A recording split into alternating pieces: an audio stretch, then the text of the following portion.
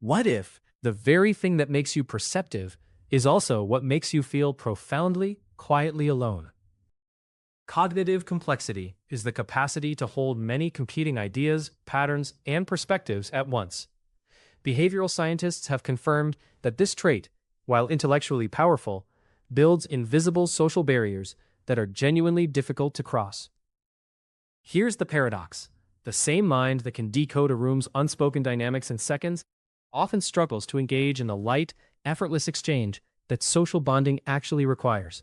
More signal, not less, becomes the problem. Behavioral scientists study how context shapes decisions, beliefs, and social bonds. The setting, the tone, the unspoken rules of a conversation, all of it is data. And cognitively complex minds process all of it, simultaneously, all the time. Advanced pattern recognition is one hallmark of high cognitive complexity. It means you notice inconsistencies others miss, you anticipate outcomes before they arrive, and you read subtext in conversations that most people experience as perfectly ordinary. But pattern recognition has a cost. When you can already see where a surface-level conversation is heading, when you feel its emotional shallowness before the second sentence lands, engaging with it sincerely becomes close to impossible. Small talk stops feeling social. It starts feeling like noise. Behavioral science research confirms it. Cognitive complexity makes small talk difficult, not as a personality flaw, but as a structural mismatch. The mind wired for depth experiences shallow exchange as friction, something to endure rather than enjoy. But small talk is only one layer. Highly cognitively complex people also carry a persistent existential awareness, a background hum of questions about meaning, mortality, and purpose that most social settings simply have no room for. Psychologist Scott Barry Kaufman has noted that minds operating at high complexity often inhabit a different psychological register than their peers, one calibrated to questions most people defer indefinitely. When your inner life runs on questions about impermanence, identity, and the nature of connection itself, casual social rituals can feel like speaking a language that's technically yours, but never quite fits your mouth. You perform fluency. You rarely feel it. Here's a misconception worth correcting directly. Many people assume higher intelligence should translate into greater social ease, better reading of people, smoother navigation of groups. The behavioral science evidence consistently points the other way. When you read people with high accuracy, you also read their discomfort, their boredom, their polite performances. You see the gap between what someone says and what they mean.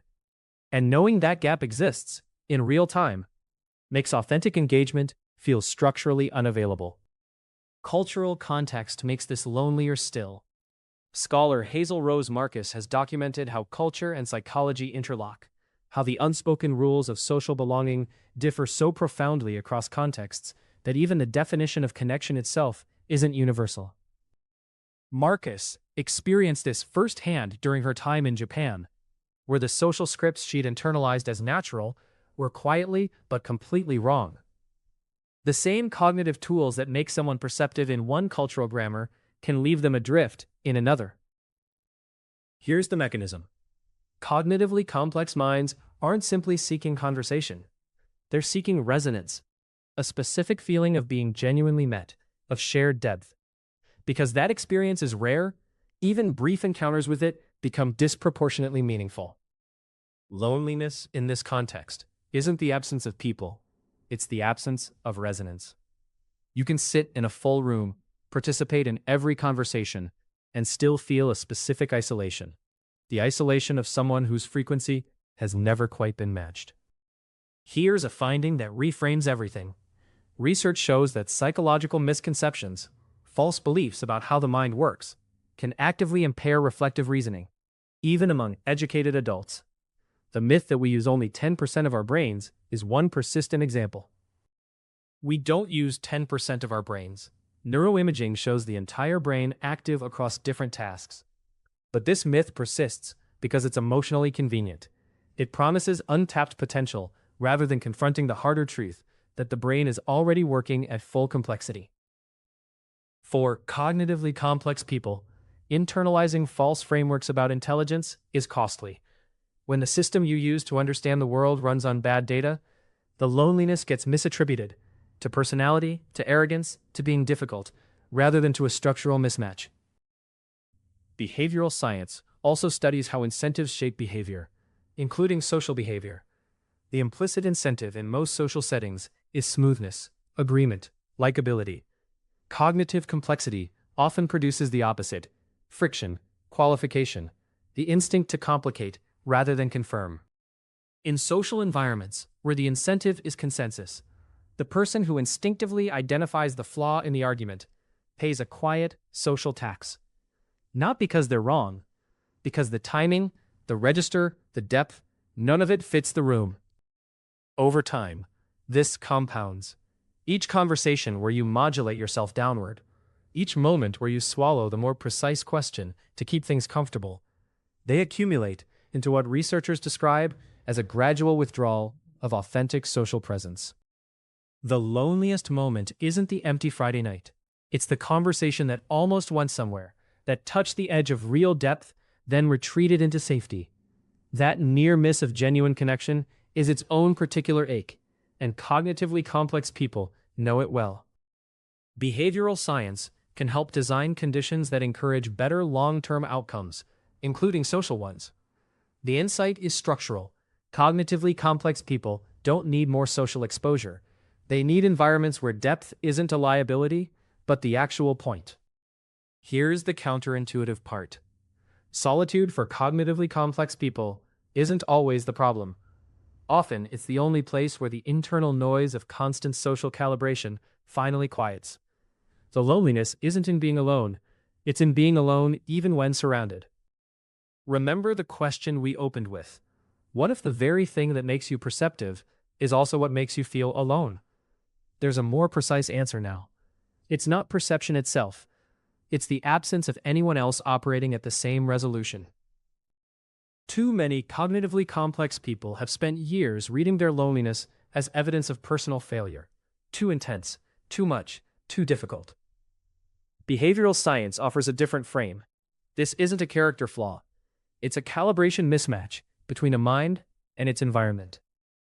Reflective reasoning, examining your own assumptions about yourself and others, is the tool that interrupts that misattribution. Not more socializing. The specific act of asking, is this loneliness about me or about the conditions I've been placed in?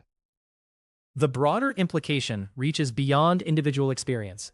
The same way the Brains versus Beliefs podcast documented how persistent myths, like the full moon affecting behavior, quietly distort how we read situations. Persistent myths about intelligence distort how cognitively complex people read their own social lives. The loneliness that cognitively complex people carry isn't a verdict, it's information. A signal, however painful, that the mind is searching for something real, and hasn't yet found the conditions where real is the norm rather than the exception. Consider philosopher Simone Weil, who described attention as the rarest form of generosity.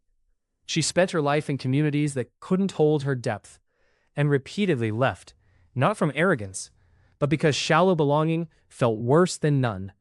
The search itself was the practice.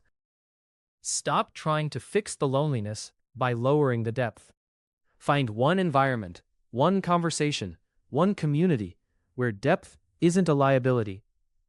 Then stay long enough for resonance to form. Design the condition. The frequency won't find you.